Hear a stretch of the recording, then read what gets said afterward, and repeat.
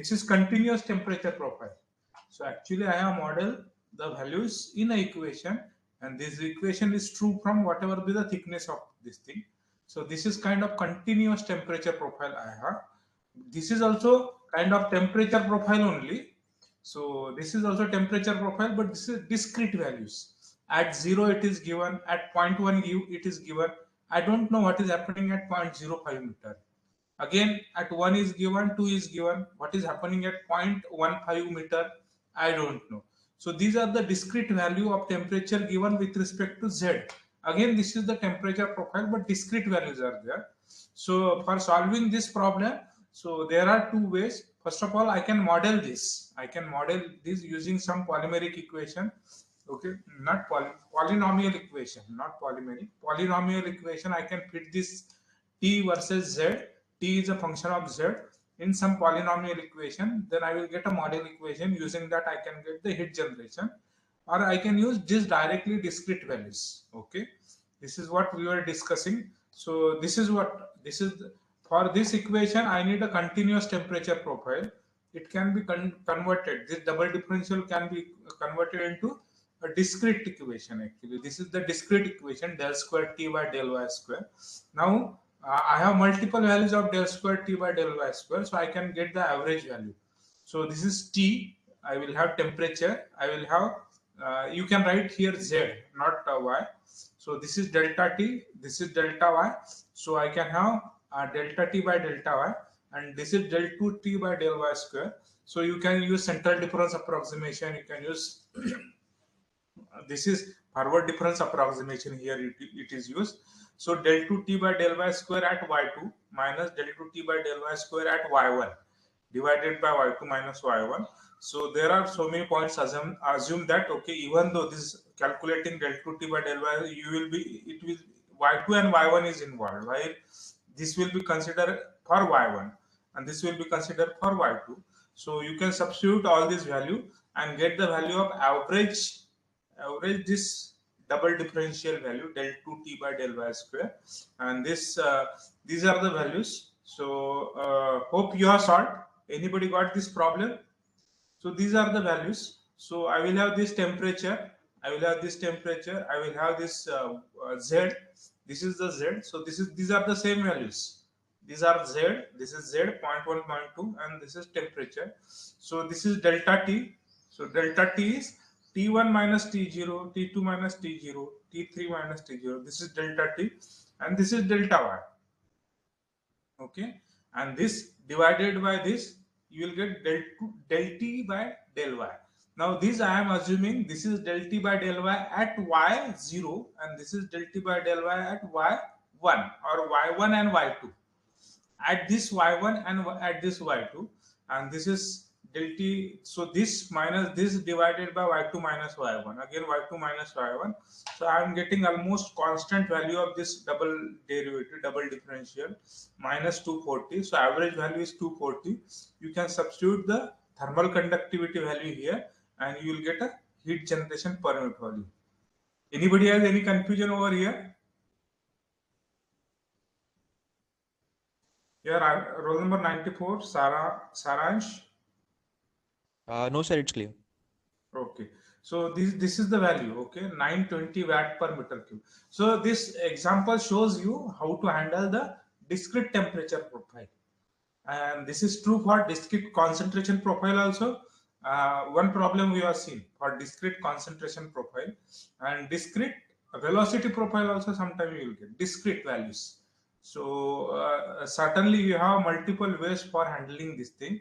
So that input you can obtain from mathematics. So certainly there will be more than one way to solve the problem. So you can go by any way. So you will arrive at same answer. So your answer will not depends upon a path. Okay, answer will be same. So whatever way, if you are correctly following the equation. Okay, this is what the discussion about convective flux and molecular flux. So anybody has any confusion over here? So now today we'll start a interface flux.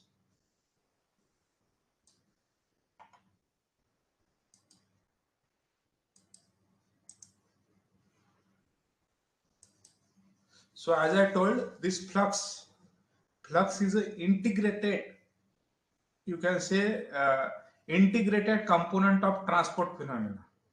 So you will never see any discussion on flux, any discussion on transport phenomena without encountering flux. So wherever you go, either it is in first class or it is in last class, somewhere there will be flux, somewhere there will be rate, because these are all very important property for designing purpose.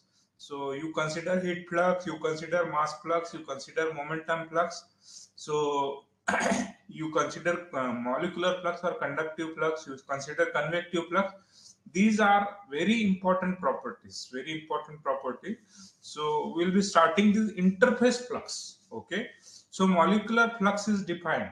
So initially we have started this discussion and got the definition of molecular flux. So this molecular flux was defined with different transport properties. Different transport property. This transport property was viscosity in momentum transfer, thermal conductivity in heat transfer, and diffusivity in mass transfer.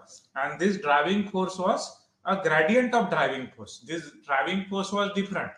This was a gradient of velocity in momentum transfer, gradient of temperature in heat transfer, and gradient of concentration in mass transfer. Then we try to similarize this molecular flux, and this is called as a generalized molecular flux equation. There we have converted this transport property into diffusivity. Diffusivity for all transport phenomena. All transport phenomena means we are into momentum, mass, and heat. So molecular flux, diffusivity, and in turn what we got, same molecular flux. This property, transport property, is called diffusivity, generalized in all three areas. This will be a gradient of quantity per unit volume. Okay, this quantity per unit volume. So this will be a gradient of momentum per unit volume in momentum transfer, and it will be a momentum diffusivity. It will be gradient of heat per unit volume. It will be heat diffusivity. It will be gradient of mass per unit volume, and then it will be a mass diffusivity. This is the generalized equation for conductive flux, molecular flux. This is what we have discussed. Then we have gone in convective flux. Then convective flux, the definition of molecular flux and convective flux says that here a negligible bulk motion or no bulk motion in molecular flux or conductive flux. Here evident, okay, this will be governed by convective flux. Okay, this will be, convective flux will be governed by bulk motion only.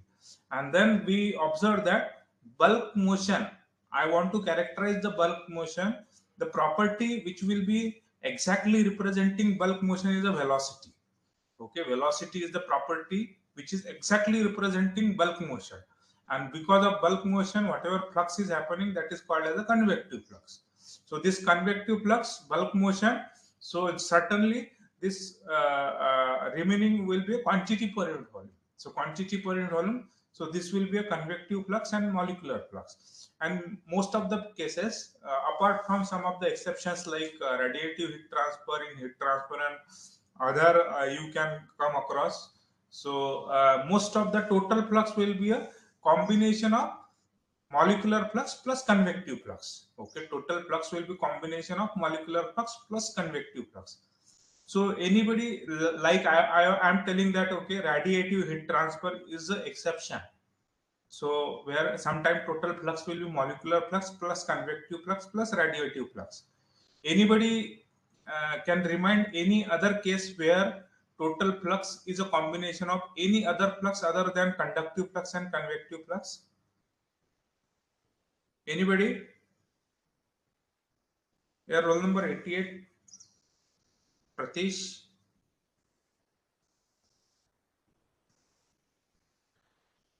Roll number 88, Pratish. Sir, Pratish is not well from 2-3 days, so he hasn't joined today's class. Okay, okay. So roll number 75, Faguni. Yes, sir. Yeah. So have you aware of any other flux than conductive flux and convective flux? One example I have given is radiative heat flux. So in heat transfer, mass transfer, and fluid mechanics, are you aware of any other flux other than molecular flux and convective flux? So as far as my knowledge goes, I cannot remind anything. Do you have anything in mind? No, Anywhere, any flux?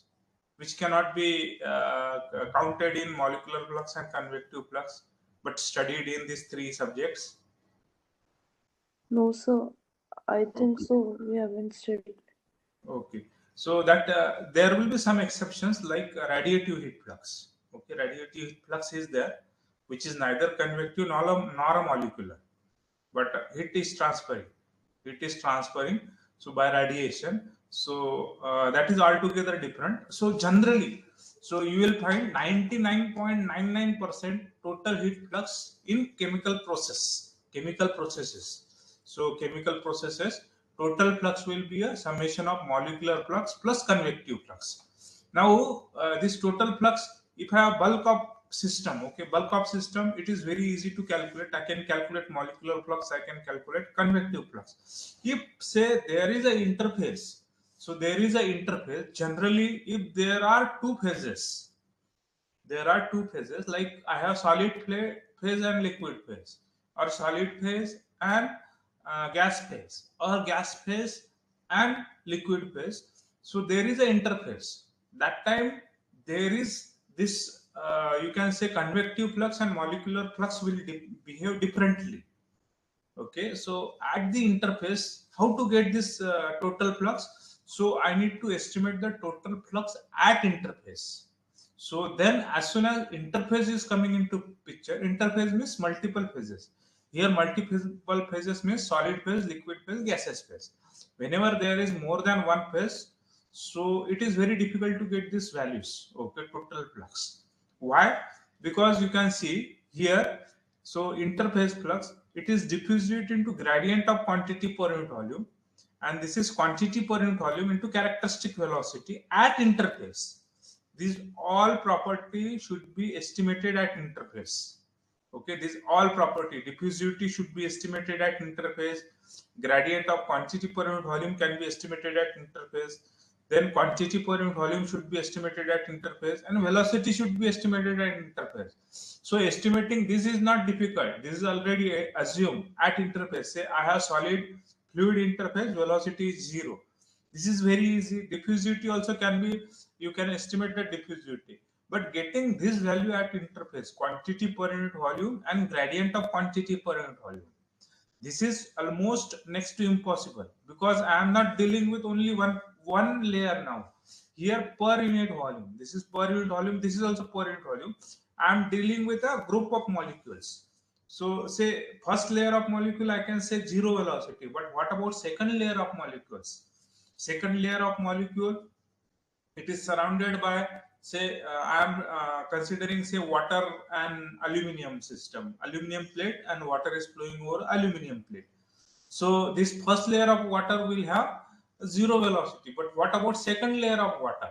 It is surrounded by everywhere water, but on one side it is aluminum.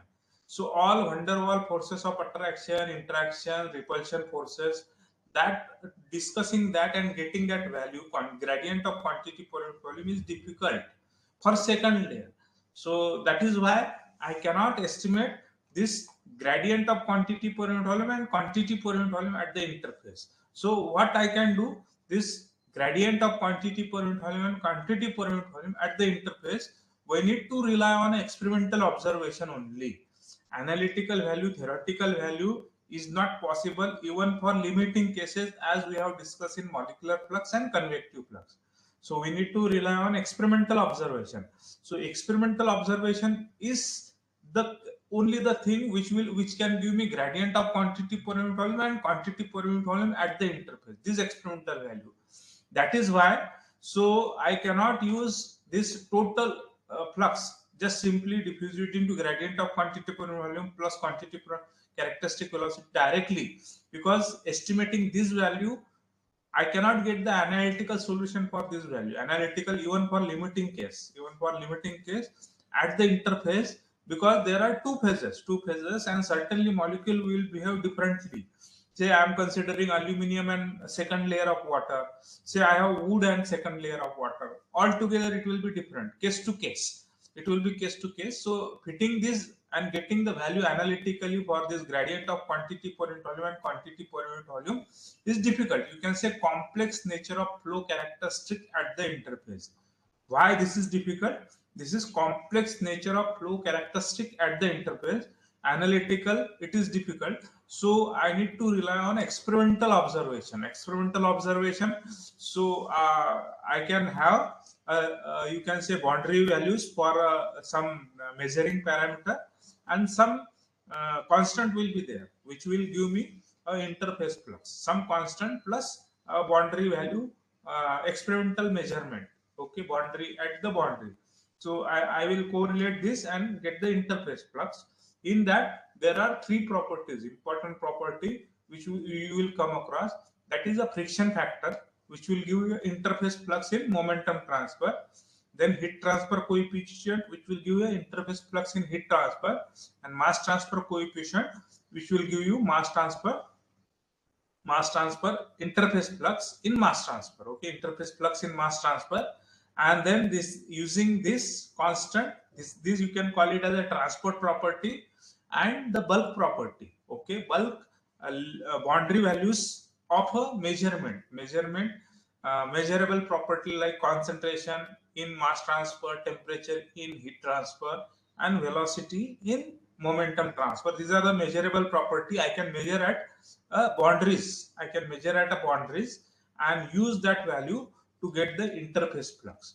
So this is why interface flux, you can say this discussion is all about why you need a friction factor. Why you need a friction factor when you can estimate the interface flux using this equation: diffusivity, then gradient of quantity per unit volume, characteristic velocity at interface. If I am able to estimate this, though, so you don't need friction factor. So all this discussion is why you need a friction factor, heat transfer coefficient, and mass transfer coefficient. Okay, this is clear to everybody. Why you need? Here, roll number 99. Sir, Yeah, can you just briefly explain why you need a heat transfer coefficient? sir, for complex flow behavior, we need heat transfer coefficient. So what is happening for complex flow behavior? Like if we have heat transfer coefficient, sir, for convective sir, for convection, we need heat transfer coefficient. Like for conduction, conductivity, K value is there, which is material property. But if a Why hot you fluid need or a cold, why you need H when this is giving me interface flux? Why?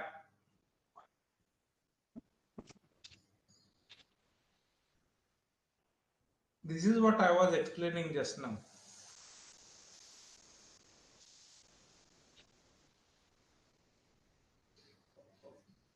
Okay, because this just now I told, estimating this quantity, gradient of quantity per unit volume and quantity per unit volume is difficult. I cannot get a analytical solution for quantity per unit volume and gradient of quantity per unit volume. Hence, I need to rely on experimental observation. Then experimental observation, what is experimental observation? So three new constants are introduced: friction factor, heat transfer coefficient, and mass transfer coefficient, using which, because this is the limiting. From this, it is limitation is coming. I cannot compute this at interface. I cannot compute this at interface because this is per unit volume. Certainly more than one layer of both the phases are playing a role here. More than one layer. It is not only a boundary values. Okay, it is a some other value because this is per unit volume. Per unit volume. This is also per unit volume. So there is more than one layer. As soon as there is more than one layer is involved, I can have explanation about the this say temperature at the interface, but I don't know what is happening at second layer.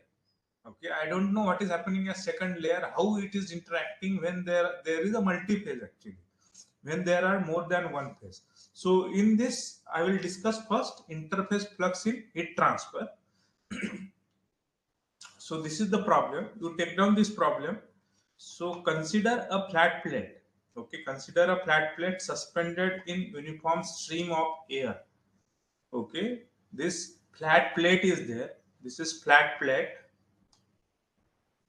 of length L, okay, of length L, width W, and there is a uniform stream of air with a thermal conductivity K.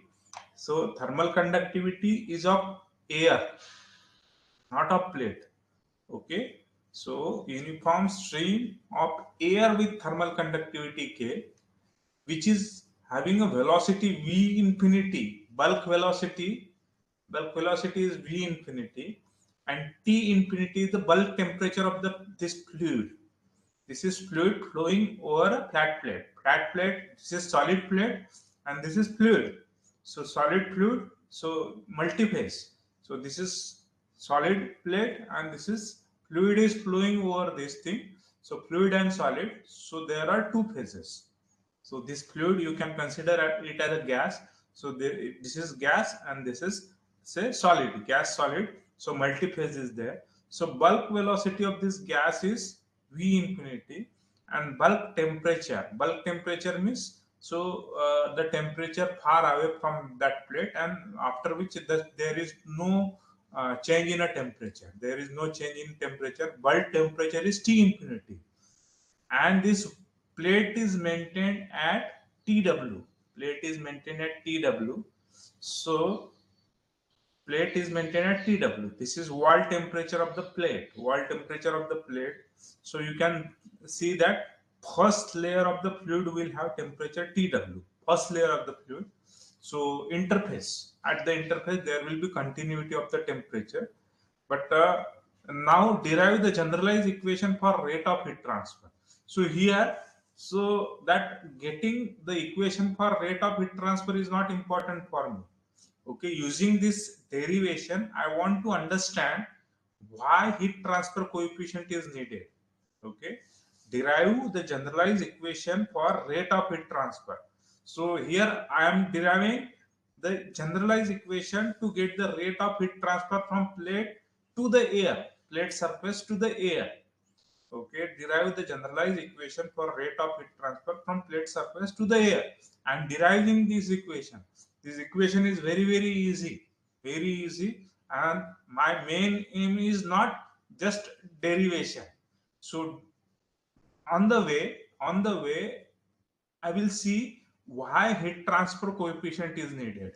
Why heat transfer coefficient is needed. Already I have explained briefly why these properties are needed. Friction factor, heat transfer coefficient, and mass transfer coefficient is needed. So here, using example and a specific case, derivation of heat transfer, rate of heat transfer from plate to air. This case, I want to understand why heat transfer coefficient is needed, and then so give the physical interpretation of heat transfer coefficient. Okay, so first what I will be doing in first part, I will be deriving generalized equation for rate of heat transfer. Deriving generalized equation for rate of heat transfer from the plate to surface, and give the physical. Then afterward I will be discussing physical interpretation of heat transfer coefficient. So this, you can say, first part is for why heat transfer coefficient is needed.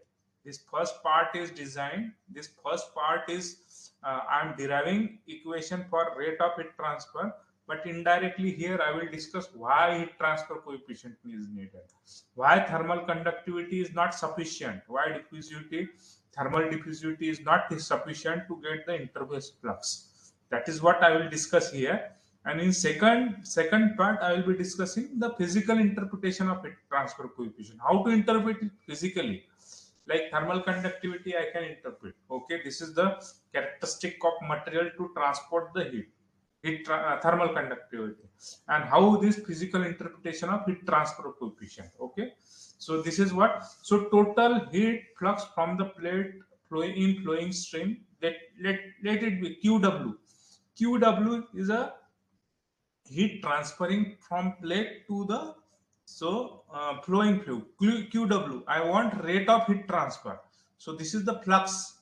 So this is flux multiplied by area. So multiplied by area, that will give me, this is total heat flux, and multiplied by area will give me rate. Okay. So I will consider so this is what diffusivity into gradient of quantity per unit volume plus quantity per unit volume into characteristic velocity estimated at interface. That will give me a interface flux. So interface flux, so this is a interface flux. EY is a heat interface flux. Interface flux heat. Okay, EY estimated at y equals to 0. That will be equals to QY. This is molecular flux estimated at y equals to 0 plus this is convective flux estimated at y equals to 0. This is everything at y equals to 0. That will give me interface flux. Okay, that will give me interface flux. No slip boundary condition. What no slip boundary condition is telling me that Vy. So all the velocity at the interface, because I am looking at solid and fluid. No slip boundary condition. No slip boundary condition is giving me velocity at the interface equals to 0. So certainly convective flux at interface equals to 0. Because this velocity is 0. No slip boundary condition give me velocity equals to 0. Okay, velocity equals to 0. So convective flux equals to 0 at the interface. So certainly total interface flux will be equals to molecular flux at the interface. Okay, now this molecular flux, how to get this molecular flux? This molecular flux will be a Kw, okay, Qw, that will be minus thermal conductivity into dt by dy, and this is the gradient of temperature at the interface equals to at y equals to 0. Okay, now if I want total rate of heat transfer, I can consider a differential element. Total rate of heat transfer, I can consider a differential element with thickness delta x and delta z. Okay, delta x and delta z. This will be the area. Delta x into delta z is the area. Area into flux. Area into flux will be a rate, and this will, it will be integrated over total z and total x. Total x and total z. That will give me a total rate of heat transfer. Now for this, I want this k into dt by dy at y equals to 0. This is the gradient of quantity per unit volume at the interface. Now, no slip boundary condition or boundary condition gives me property or temperature at the interface. But it is not giving me what is happening at a next level. Second layer of the fluid. What is happening at second layer of the fluid? So getting this quantity is not so easy. Okay, because of the complex nature of fluid characteristic at the interface. This one sentence explains everything. Because of complex characteristic, flow characteristic of the flow at the interface, because of complex nature of flow characteristic at the interface, I cannot get dt by dy. I can get temperature. I can get temperature using no slip boundary condition or continuity. Temperature I can get, but this is representing how temperature is varying in y direction, which is giving me gradient of quantity per unit volume at the interface. So first layer is a boundary which can be well measured, and when documented, an analytical solution is also available or observation is also available. But what is happening at second layer? Second layer, it is not so easy because of complex nature of flow characteristic at the interface. So getting this quantity, okay, temperature gradient at the wall in presence of flow, and that too in presence of flow, getting this quantity is not easy. Hence, I cannot get this QW using this equation. I cannot get this QW wall flux using this interface. So I need to rely on some other observation. So hence, heat transfer coefficient is introduced in a discussion. Discussion where experimental calculation, okay, experimental observation is fit into some equation. There is no analytical solution available to get dt by dy.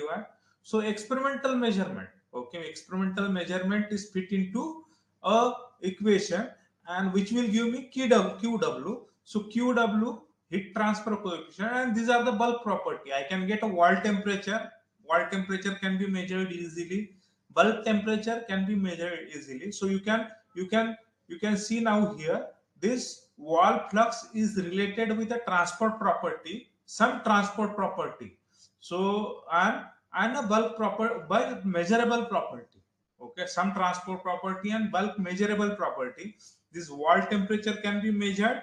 this bulk temperature can be measured, and this is heat transfer coefficient. So everything which is complicated, which is complex nature of flow characteristic and everything what is happening, that is embedded. That is embedded. Everything that complexity is embedded into this heat transfer coefficient, and which is defined as a one property which is called as a heat transfer coefficient. Now using this equation, I can get a wall flux at the interface. Okay, and what is this name of this equation? Roll number 78. Hello. What is the name of this equation? Sir, it is basically H is equals to Q by delta T, and it's heat transfer coefficient. Yeah, heat transfer coefficient. So what is the name of this law, you can say? Newton's law of cooling, sir. Very good. This is Newton's law of cooling. This observation first is made by Newton's. So you can say there is a Newton's law of viscosity, but in heat transfer, in interface, same Newton's has a play a role actually. Okay, this is Newton's law of cooling. Okay, Newton's law of cooling. While in conduction, Fourier has given first law, Fourier law, which is similar to Newton's law. Okay, Fourier has discussed molecular flux in heat transfer flux. So this is, he has discussed the interface flux. Newton's has discussed the interface flux first. So this is Newton's law of cooling. So this is Newton's law of cooling. Now using this, I can substitute this value here. So this may, you can call it as a point value of heat transfer coefficient. Okay, so this is the you can say point value of heat transfer coefficient over a surface area dx into dz. Okay, this can be substitute in this equation. Okay, combining and rearranging equation 3 and 4. So 3 and 4. So I can substitute this. Now this is wall temperature is constant. It is not changing in x direction. It is not changing in z direction. Similarly, bulk temperature is also constant with respect to x and with respect to z. So I can take out, and this will give me an average value of heat transfer coefficient over a surface. What this is indicating? This integration, double integration, is indicating the average value. Okay, or you can say some value of a heat transfer coefficient. So in all, it will be a area. Okay, this will be area multiplied by average heat transfer coefficient. And how this average heat transfer coefficient is defined? This will be a summation of heat transfer coefficient over a plate divided by area. Okay, so how this average heat transfer coefficient is defined? This is average heat transfer coefficient. This is summation of heat transfer coefficient over a area divided by area. So at every point I will get the value of heat transfer coefficient, sum it over and divide it by area. So that will give me average value of heat transfer coefficient. So, and this can be 1 upon area divided by summation of heat transfer coefficient. So, and this combining equation 1 and 6, this will give me a rate of heat transfer. Rate of heat transfer will be a area for heat transfer multiplied by heat transfer coefficient multiplied by characteristic temperature difference. Okay, this will be a total area, and this will be characteristic temperature difference. Okay, so this is how we can discuss a need of heat transfer coefficient and how this point value. Okay, this can be a point, this can be a term as a point value of heat transfer is related with the average value of heat transfer coefficient. So this whole discussion is all about what is the need of heat transfer coefficient, what is the need of heat transfer coefficient, and how average heat transfer coefficient is defined or obtained from point value of heat transfer coefficient. Okay, anybody has any confusion over this? So most important this thing is here. Okay, getting this dt by dy at y equals to 0. I can get temperature at y equals to 0. But this is variation of temperature at y equals to 0. Gradient of temperature at the wall. So because I can have something at the interface, I can control, I can define analytically at the interface, but what is happening at second level, okay, second layer of the fluid. So and that too fluid is flowing. So certainly it is very difficult to get dt by dy at y equals to 0. So what I can measure is I can measure interface value. This is interface value, wall temperature. I can measure a bulk temperature, and everything what is happening in between, that is embedded in this heat transfer coefficient. Okay, if I can estimate this, then certainly this equation is more than enough. I don't want heat transfer coefficient, but it is not possible. So it is not possible because of complex nature of flow characteristic at the interface. Because of complex nature of flow characteristic at the interface, this is not possible to get this dt by dy. Hence, overall, and how this average heat transfer coefficient is related to temperature difference. So this whole discussion is all about why heat transfer coefficient is needed, because I'm not able to analytically explain the complex nature of flow characteristic and hence a gradient of quantity per unit volume at the interface. So I need to rely on bulk observation, and everything, whatever be the complex which I cannot explain theoretically, is embedded in heat transfer coefficient. So all whatever happening, uneven happening, which cannot be explained theoretically, is lumped into heat transfer coefficient, and new transport property is established, that is called as a heat transfer coefficient, which is very important. So this is what the need of heat transfer coefficient. So anybody has any confusion over here? Yeah, roll number 6. Yes, sir. Yeah, can you just briefly explain what is the need of heat transfer coefficient, and whatever I have explained, just briefly you can summarize. So the basic need of heat transfer coefficient is because of the fact because we cannot calculate the quantity per unit volume, that gradient, the quantity per unit volume at interface, and the gradient of quantity per unit volume at the interface. Okay. That is what. Why? Because of complex nature of flow characteristic at the interface. You will hear this 100 times from my mouth actually. Complex nature of flow. Because I don't know. There is van der Waals force of attraction between say fluid molecule and that solid molecule also nearby.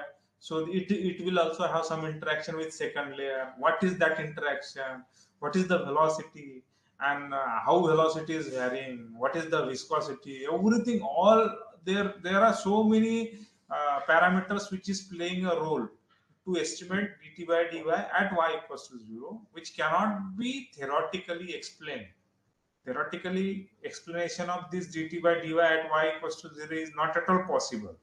Hence, I need to rely on observation. Bulk property. Bulk property can be measured.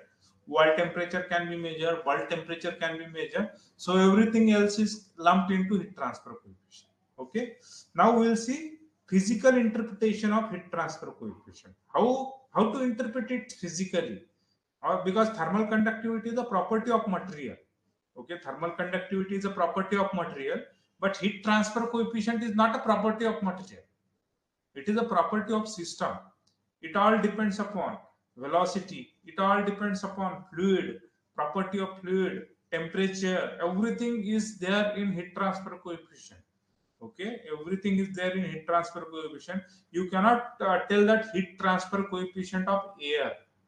So you need to tell heat transfer coefficient of air in touch with say aluminum plate temperature is say 35 degrees Celsius and velocity of the fluid is 50 meter per second, then you can estimate the value of heat transfer coefficient.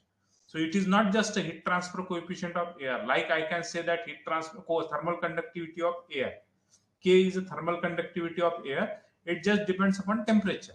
That too, if there is not much temperature difference is not there, I can take it as a thermal conductivity constant. But heat transfer coefficient is not the case with heat transfer coefficient. So how this physically can be interpreted actually heat transfer coefficient, that we'll see. So we'll consider case. Okay, this is equation 1. This is equation 1, which is giving me wall flux. Okay, wall flux using molecular flux at the interface. Molecular flux at the interface is giving me wall flux. This is, you can say, Fourier law of heat conduction, and equation 2 is a Newton's law of heat conduction. You can see both are giving me wall flux. Both are giving me wall flux. Now combining these equation 1 and 2.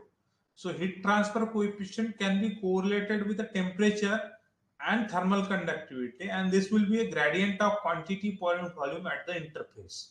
Okay. So heat transfer coefficient will be related with the thermal conductivity, temperature difference. This bulk temperature difference I can estimate, and this is the heat gradient of quantity per volume at the interface. Now for actual case, estimating this is difficult. That is why I have used heat transfer coefficient. For actual case, estimating this gradient of quantity per unit volume at the interface is difficult. This is difficult to estimate dt by dy at the interface. So I will try to convert this actual case into ideal case and comparison. Okay, actual case and ideal case. This is actual case. This is actual case where TW is there and this is T infinity. So there is a heat transfer and this is the temperature distribution. Now getting the slope of the this line at the interface, because getting this theoretically, getting this temperature distribution theoretically is difficult. Okay, when I have complex nature of flow characteristic at the interface. Okay, because this is solid, this is fluid.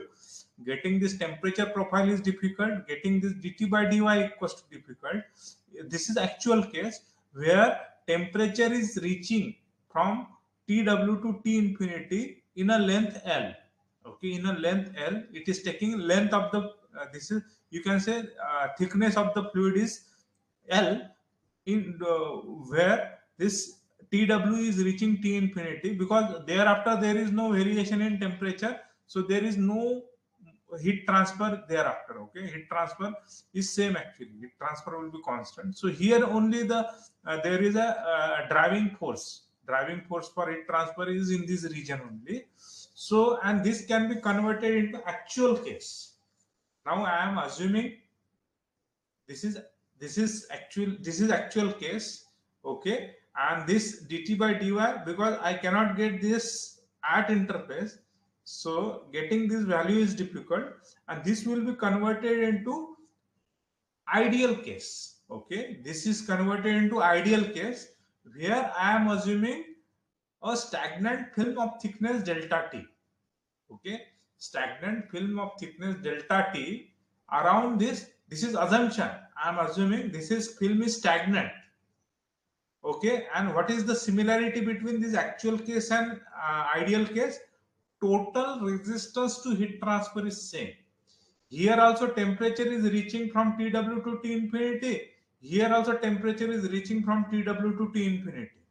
Okay, so here actually resistance offered is in length L in actual case, but in ideal case total resistance offered in thickness L. Here I am assuming delta T thickness, stagnant film. There is no motion at all.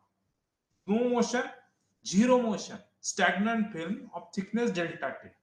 So as soon as it is stagnant, so I can get very easily molecular flux, because all zero bulk motion in this thickness delta T, and there will be linear variation of temperature, because then heat will be transported just by molecular flux, because there is no bulk motion, stagnant film of thickness delta T.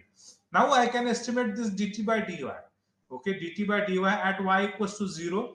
So dt by dy at y equals to 0 will be T infinity minus TW divided by delta T.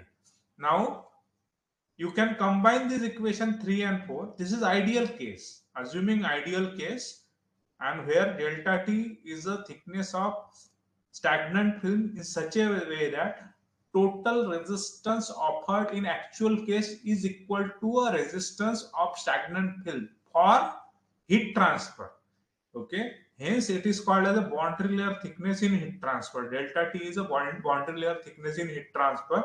So total resistance offered for heat transfer in actual case and total resistance offered to heat transfer in ideal case are same. Resistance offered are same. Only the difference is here I have stagnant film, here I have moving fluid. Okay, moving fluid. Here I have stagnant fluid. Stagnant fluid. So dt by dy, as soon as film is stagnant, everything is transported by molecular flux only, and then I can estimate this dt by dy very easily. Now combining this equation 3 and 4, so what I can get? Combine this equation, substituting this dt by dy here, that will be equals to T infinity minus TW divided by delta T. So what I can get? This is equation 3, this is equation 4. So equation 4, so heat transfer coefficient is thermal conductivity divided by a thickness of stagnant film in heat transfer, or heat transfer boundary layer thickness. So this is how I can interpret physically heat transfer coefficient. So what is the physical interpretation of heat transfer coefficient? Heat transfer coefficient is nothing but the thermal conductivity per unit of stagnant heat transfer boundary layer thickness. Okay, per unit of stagnant heat transfer boundary layer thickness, or you can say boundary layer thickness, heat transfer boundary layer thickness, thermal conductivity per unit of heat transfer boundary layer thickness. So this is a film heat transfer coefficient, which is called as the film heat transfer coefficient. So this is the physical interpretation of heat transfer coefficient. This is clear to everybody? Hello, sir. Yeah, tell me. Sir, I had a doubt like it is hard to calculate other things, but now how we will calculate delta T? Like it will be also. Yeah, that is what I am telling. Na? This is actual case. Yeah. Now, actual case is approximated with the ideal case. But I don't want to change the heat transfer characteristics. So what is kept constant? Total resistance to heat transfer is kept constant. Total resistance to heat transfer here is also same, here is also same. Sir, but how we Okay. will calculate delta T?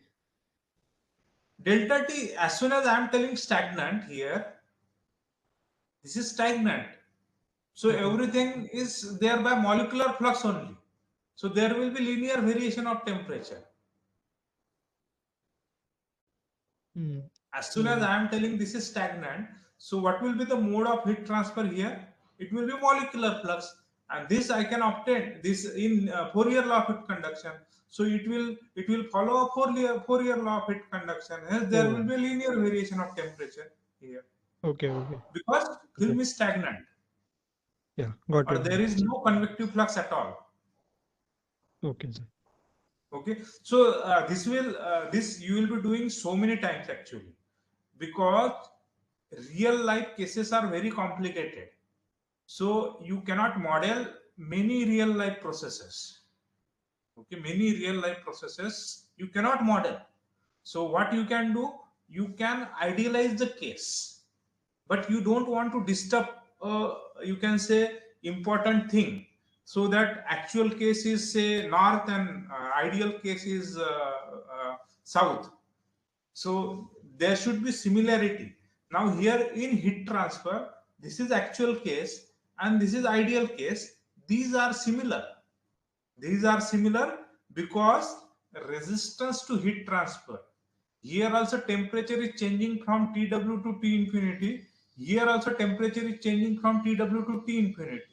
Hence I can say that total resistance to heat transfer here in actual case is equals to total resistance to heat transfer in ideal case.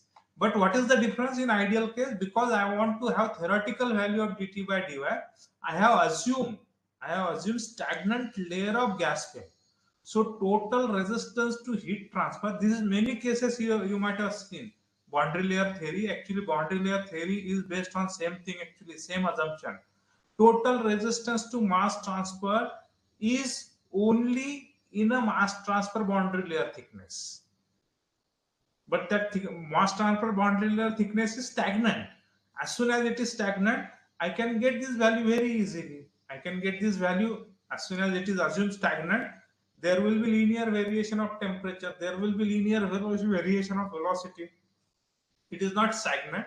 So, well, in momentum transfer, it is assumed laminar flow. It is assumed laminar flow. In mass transfer, again, a laminar flow with negligible bulk motion. Okay, so this dt by dy, there will be linear variation of temperature, linear variation of velocity, and linear variation of concentration. So as it is linear variation, so I can get this dt by dy, okay, which will be equals to, and this is heat transfer boundary layer thickness. Is it okay? Anybody else has any doubt?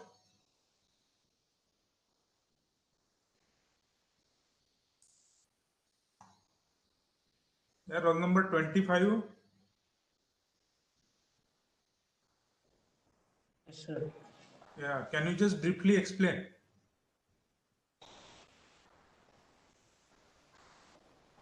Just now we have seen how to physically interpret the heat transfer coefficients. Okay, so solve this problem. This is very easy. So this is average value of heat transfer coefficient is given. Average over this surface. Air temperature is given 20 degrees Celsius. Region A, there is a heat generation per unit volume, 80 watt per meter cube. So this is insulated. So some heat will be generated here. And in region B, there is no heat generation. So flux here will be equals to flux here. And here flux is related with H into delta T. So what will be the temperature of surface temperature here?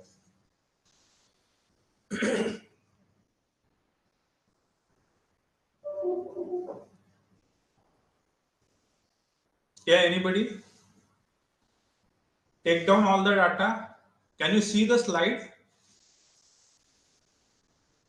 Yes, sir. Yeah, Yes. Saransh? Yeah, Yes, sir, it's visible. yeah. So in a system shown below, the rate of heat generation is 800 watt per meter cube in region A. Here, heat is generated 800 watt per meter cube. So, sir, and this is insulated. So, no heat is coming in here. This is insulated, perfectly insulated on left hand side. So, no heat is coming, but heat is generated. Heat is generated, and you consider that there is heat is flowing only in this direction. Neglect heat flow in this direction, it flow in this direction. You consider that this is insulated. This is also insulated. This is also insulated. Only heat is flowing in this direction, in a direction x direction.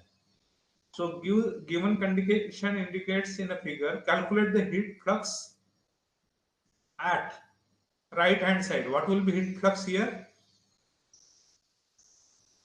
First of all, what will be heat flux here? Here, roll number 43. Sir. What will be heat flux at the end of region A here?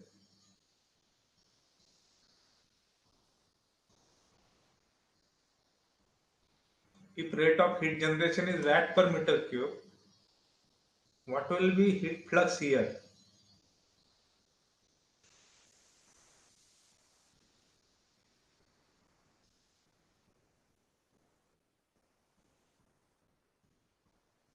What is the unit of heat flux?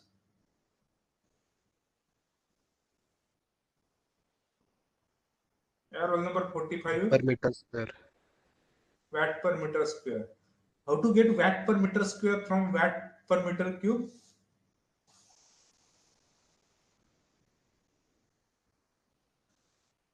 How to get watt per meter square from watt per meter cube?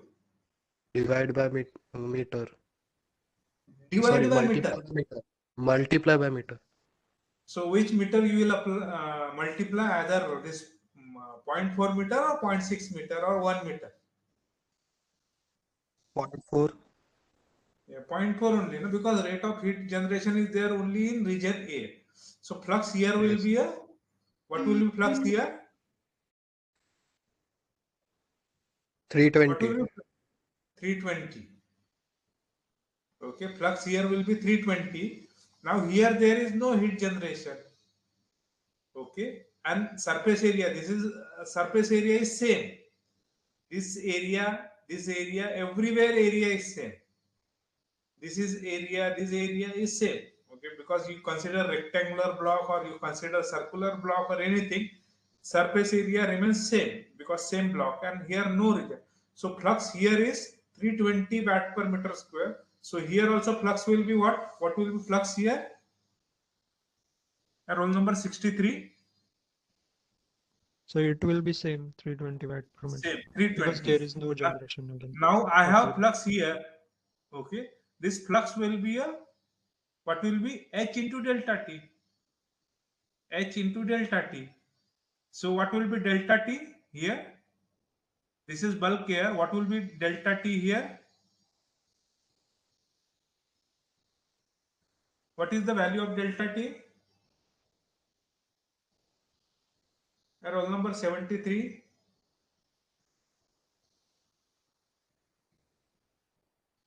89. Roll number 89. Yes, sir. Yeah, what will be value of delta T?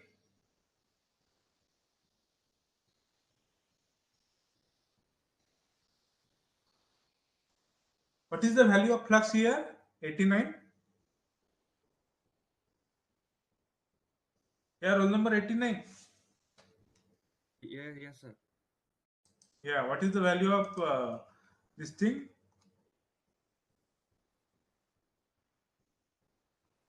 What is the value of flux? This is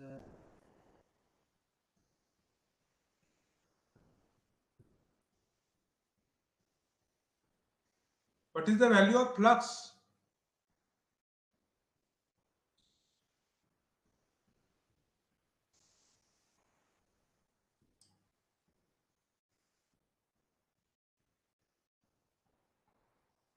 You people are not at all concentrating in this class. Okay, look, you cannot give excuse of corona throughout life.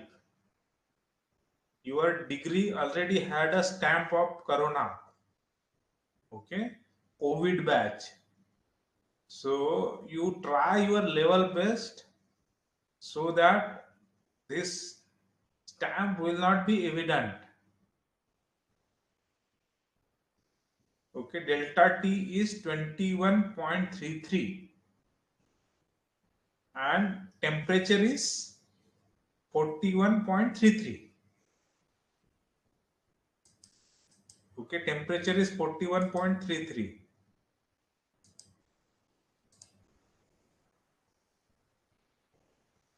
So this is okay with everybody. So we'll continue in next class. So you just go through this discussion. I will give you link maybe after half an hour or so. You go through discussion. If you have anything, any difficulty, so we'll discuss tomorrow. We can go for next class. Sir, just confirming the next class will be a tutorial. Yeah, next class will be tutorial and that will be at 11 o'clock. Okay. Thank you, sir. Okay, that is designated at tutorial, but I will take it in continuation because yesterday's class was similar to tutorial.